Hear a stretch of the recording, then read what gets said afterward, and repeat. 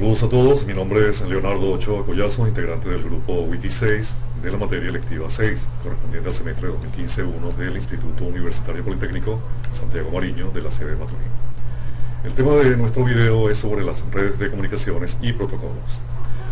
Los otros miembros del equipo son Oriana Valentina Spaini, José Sebastián Cordones y Anthony Wheeler. Comenzamos diciendo que las redes de telecomunicaciones han redefinido las relaciones de las personas y las organizaciones. Casi todas las actividades del ser humano, las económicas, las políticas, las sociales, etc., están siendo influenciadas por la alta dependencia que tenemos actualmente de las redes de comunicación. Las redes son la infraestructura de telecomunicaciones que nos permiten disponer de los elementos para el intercambio de información a distancia, sea este en modo de voz, datos, videos, textos o una mezcla de cualquiera de ellos. Cualquiera que sean los elementos que operan en la red, estos deben disponer de acceso a la misma. Debe existir un medio y capacidad de transporte de la información bajo ciertas reglas o protocolos. Las primeras redes de comunicación operaban en la plataforma de circuitos fijos, como los del sistema de telefonía analógica, que se basan en circuitos y generalmente ofrecían servicios de voz que evolucionaban muy lentamente. De acuerdo a la arquitectura, podemos clasificar las redes como redes de comunicación por conmutación de circuitos. En ellas se establece la conexión por una ruta llamada circuito y entre los extremos se mantiene el flujo de continuo de información. Estas redes poseen una alta disponibilidad, pero ocupan muchos recursos del sistema mientras dura la comunicación. Las otras son las redes de conmutación de paquete. En este tipo de redes no existe un circuito permanente entre los extremos. Por lo tanto, el flujo de información puede ser discontinuo.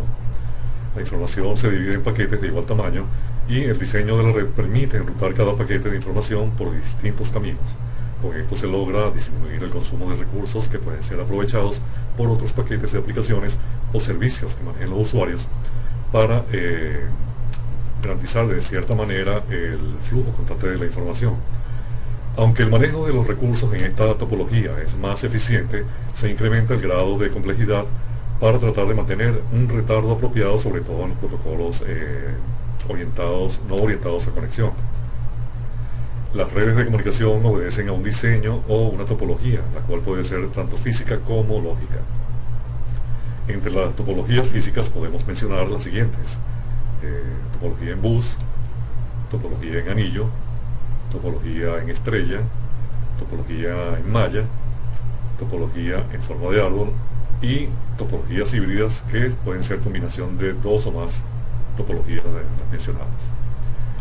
La topología lógica se refiere a la forma en la que la red maneja el flujo de información. Las más conocidas son la Ethernet y la Token Ring. Ya entrando en materia con las topologías físicas, podemos hablar de la topología bus y decimos que esta topología, en ella las computadoras están conectadas por un único canal de comunicación llamado backbone. Esta red es la más común y la más simple de todas. Los datos de la red se envían en forma de señales electrónicas a todas las computadoras de la red y solo una computadora a la vez puede mandar mensajes en esta topología. Por ello, cuantas más computadoras estén conectadas, más computadoras van a estar esperando para enviar datos por el bus y por ello la conexión será más lenta.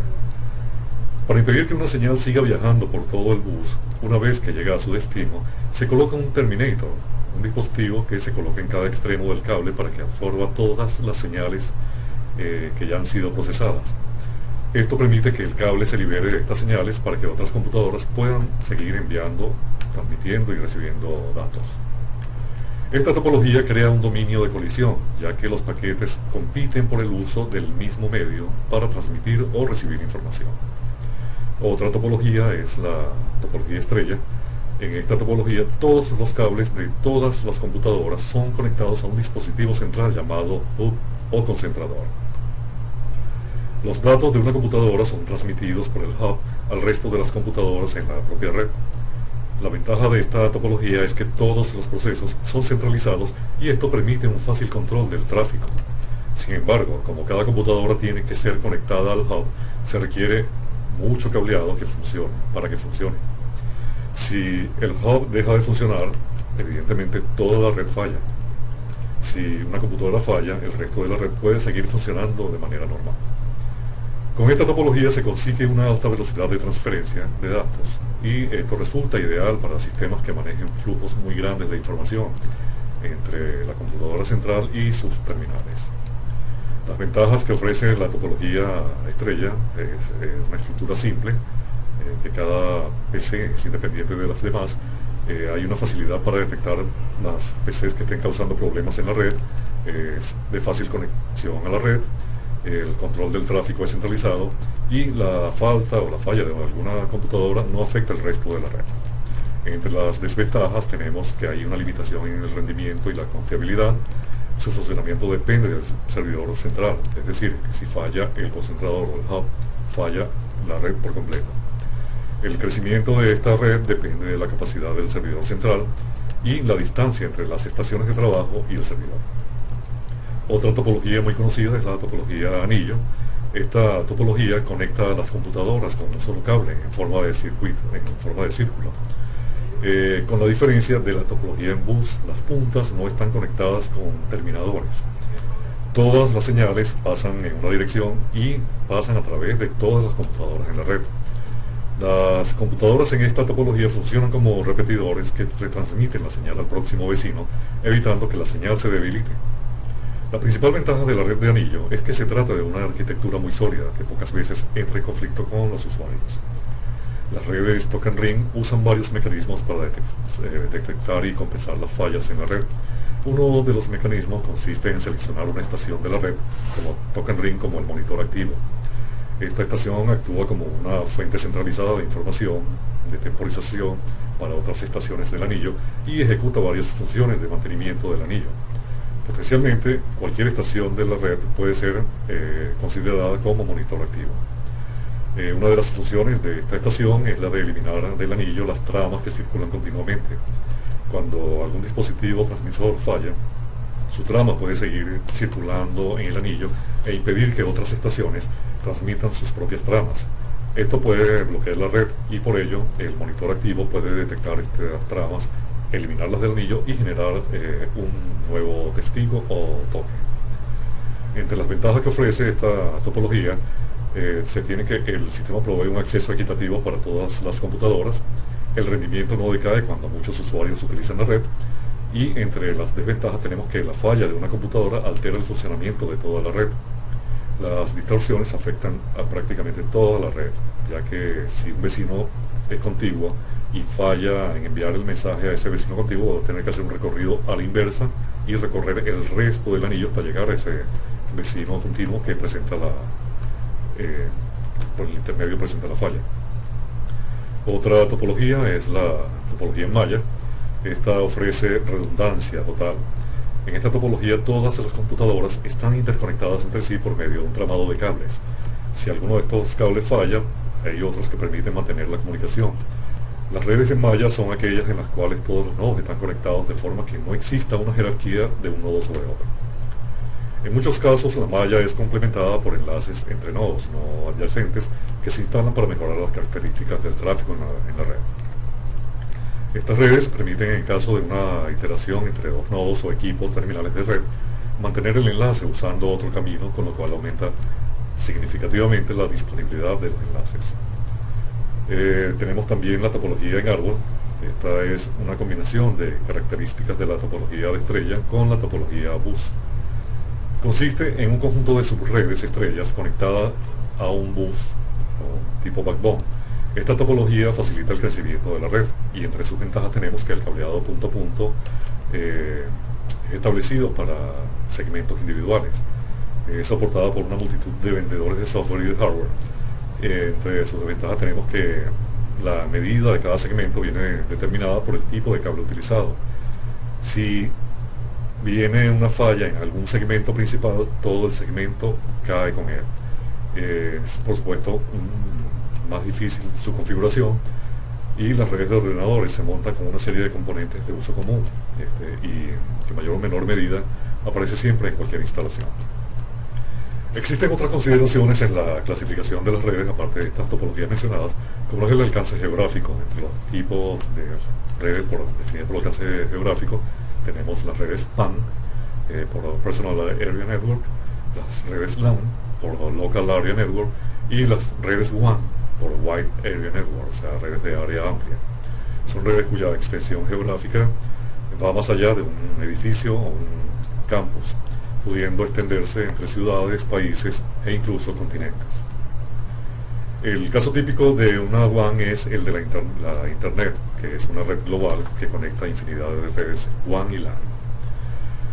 En la medida que crecieron las necesidades de intercambio de datos, se hizo evidente que las redes de conmutación de circuitos iba a resultar limitada para el volumen y variedad de datos a manejar. Por ello surgieron los circuitos de conmutación de paquetes cuya arquitectura está orientada a la lógica. En este sentido existen diferentes organismos que coordinan y dan recomendaciones para las mejores prácticas y definición de estándares en lo que a la definición, reglas de uso y alcance poseen las redes de comunicaciones.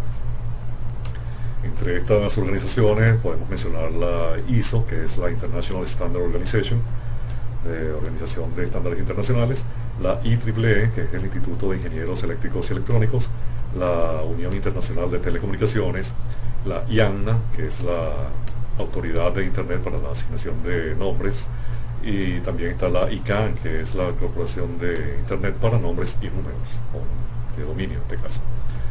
Adicionalmente podemos también obtener documentación en los llamados RFC, que son los Requests for Comments, que son publicaciones del Internet Engineering Task Force, en traducción sería Fuerza de Trabajo de Ingeniería en Internet. Por esto, digamos, conforman una serie de recomendaciones y estándares para el correcto desempeño de las redes de computación por paquetes. Las redes han evolucionado de una computación de circuitos a una computación por paquetes o híbridas. Por ello nos podemos referir en este caso al modelo OSI, interconexión de sistemas abiertos. OSI es un modelo descriptivo creado en 1980 por la Organización Internacional de Estándares y sirve como marco de referencia para la definición de arquitecturas en los sistemas de comunicaciones. La mayoría de los protocolos de redes están asociados o relacionados con las diversas capas del modelo OSI. OSI es un modelo que posee 7 capas, donde cada una tiene ciertas funciones que garantizan la comunicación entre los extremos de la red, sin importar cuál sea la arquitectura de las redes en cuestión. Si vemos los extremos como 2 pilas OSI, notaremos que el flujo de la información desciende por una de las pilas desde la capa 7 hasta la capa 1, y en cada capa se añade una cabecera que será descifrada por su capa correspondiente de la pila en el otro extremo. Cuando el paquete llega a la otra pila, asciende desde la capa 1 hacia la capa superior, hacia la capa 7. Y en este caso se van chequeando cada una de las cabeceras del mensaje, entregando en cada capa el datagrama correspondiente y pasando el resto del paquete a la siguiente capa hasta llegar a la última. Si partimos de la capa 7 del modelo OSI, que es la capa de aplicación, este es el nivel más cercano al usuario, porque en él se ofrecen servicios y aplicaciones tales como procesadores de texto, correo electrónico, navegación web, establecimiento de sesiones remotas, etc. Entre el protocolo o servicios que maneja la capa 7 tenemos el HTTP, que es el Hypertext Transport Protocol, el FTP, que es el File Transport Protocol, permite la transferencia de archivos entre clientes y servidores. Tenemos también el DNS, que es el Domain Name Server, corresponde al servidor de nombres de dominio, que interpreta la URL, que es la Uniform Resource Language, como su equivalente en direcciones IP. También está allí el POP, el Post Office Protocol, protocolo de oficina de correo, el IMAP, que es el Internet Message Access Protocol, aplicaciones como Telnet, que permite ejecución de comandos remotos, el Peer-to-Peer, que es el POP, en la que los terminales funcionan tanto como servidores y clientes, permitiendo la compartición de archivos, etc. En la capa 6, que es la capa de presentación, en ella generalmente es un protocolo de paso de información desde las capas adyacentes y permite la comunicación entre las aplicaciones de la capa 7 en distintos sistemas informáticos de manera tal que resulte transparente para las aplicaciones. Además también se ocupa de las estructuras de los datos que se utilizan en cada aplicación y en esta capa se aprenderá cómo se ordenan y organizan los datos antes de su transferencia. Las funciones y estándares de la capa de presentación son el formateo de datos, el cifrado de datos, la compresión de datos. Entre los estándares de la capa 6 también se determinan la presentación de las imágenes gráficas. Algunos estándares son el formato PIC, el TIFF y el JPG, utilizados normalmente en edición fotográfica. También tenemos otros estándares en el caso de la parte de sonido como MIDI, MPG y QuickTime. Formatos de archivo de texto como ASCII y ABCDIC. Principalmente esta capa maneja lo que es el formato de los datos independientemente de la plataforma que se esté utilizando. Seguimos con la capa 5 que corresponde a la capa de sesión. Esta capa es la encargada de establecer el enlace de comunicación o la sesión entre las computadoras emisora y receptora. Las funciones elementales o esenciales de esta capa es que es la encargada de proporcionar la sincronización y gestión de tokens o testigos. Ella establece y administra y finaliza las sesiones entre dos hosts que se estén comunicando. También restaura la sesión a partir de un punto seguro y sin pérdida de datos. Sincroniza el diálogo entre las capas de presentación y del host y administra su intercambio de datos. Los protocolos importantes de esta capa de sesión, tenemos el SQL, que es el lenguaje de consulta estructurado.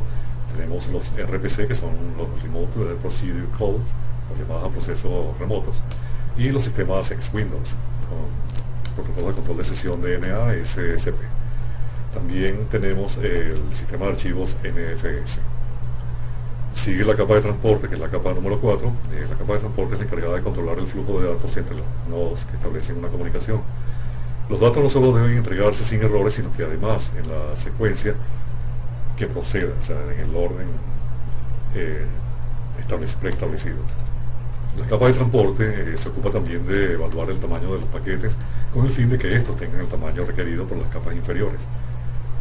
El tamaño de los paquetes lo dicta la arquitectura de red que se esté utilizando. Entre las funciones de la capa de transporte tenemos que ella establece las reglas para conectar los dispositivos remotos, permite que las estaciones finales ensamblen y reensamblen los múltiples segmentos del mismo flujo de datos. Esto se hace por medio de identificación en los protocolos TCP, UDP y el SCTP, los cuales reciben nombres de números de puerto. En la capa de transporte los datos pueden ser transmitidos de dos formas, forma fiable y no fiable. En el caso del protocolo TCP, un protocolo fiable, está orientado a la conexión se establece con un saludo previo de 3 vías antes de enviar los datos. Permite además el transporte fiable entre los sistemas y asegura que los segmentos de los datos distribuidos sean confirmados. También proporciona la retransmisión de los segmentos no confirmados, coloca nuevamente los segmentos recibidos en su orden y proporciona el control del flujo regulando el tráfico de datos. El caso del protocolo SCTP, el Stream Control Transmission Protocol, un protocolo que también se emplea, como mencionaremos adelante, en lo que es el protocolo de voz sobre IP o VoIP. Este permite el transporte de datos similar al protocolo TCP, con control de flujo, regulando el tráfico de datos. Opcionalmente permite el envío de mensajes fuera de orden y, a diferencia de TCP, este es un protocolo orientado al mensaje, similar a los datagramas utilizados en UDP. El protocolo SCTP/IP se utiliza, por ejemplo, en telefonía IP, como indiqué anteriormente. Entre los protocolos no fiables tenemos el protocolo UDP, que es el User Datagram Protocol. No es orientado a conexión y solo establece un saludo de 2 vías antes de enviar los datos. La transmisión de audio y video en tiempo real, donde no es posible realizar la transmisión de datos, también se logra a través del protocolo UDP. Seguimos con la capa 3, es la capa de red del modelo OSI. Esta capa encamina los paquetes, aparte de ocuparse de entregarlos. En ella la determinación de la ruta que deben seguir los datos se produce en ella, lo mismo que el intercambio efectivo de los mensajes o los paquetes dentro de dicha ruta. La capa 3 se encarga del direccionamiento lógico que se emplea en el enrutamiento de los paquetes entre diversas redes, sin distingo del tipo de arquitectura o de tipo de redes que se estén interconectando. Las direcciones de capa 3 de la red capa 3 utilizan un esquema de direccionamiento jerárquico que permite la existencia de direcciones únicas. Esto junto con un método para encontrar una ruta por la cual la información viaja a través de las redes. El caso de las comunicaciones a través de la capa 3, podemos mencionar como ejemplo una red telefónica. En ella, ¿verdad?, hay un direccionamiento jerárquico porque para poder acceder a un determinado número, bien sea internacional, por poner un ejemplo, se utiliza una codificación de país, seguida una codificación de área local y posteriormente el número telefónico al cual se va a llamar. Los dispositivos de la red necesitan un esquema de direccionamiento que les permite enviar los paquetes de datos a través de la red. Un conjunto de redes formado por múltiples segmentos usan el mismo tipo de direccionamiento. Existen varios protocolos de capa de red con distintos esquemas de direccionamiento que permiten que los dispositivos envíen los datos a través de una red, entre ellos TCP/IP, que es el más universal. Otro protocolo más reciente, como indiqué, es el VoIP o voz sobre IP, que permite transmitir voz sobre el protocolo IP. Entre los protocolos asociados a voz por IP están el H323, el SIP, el Asterisk y el Skype.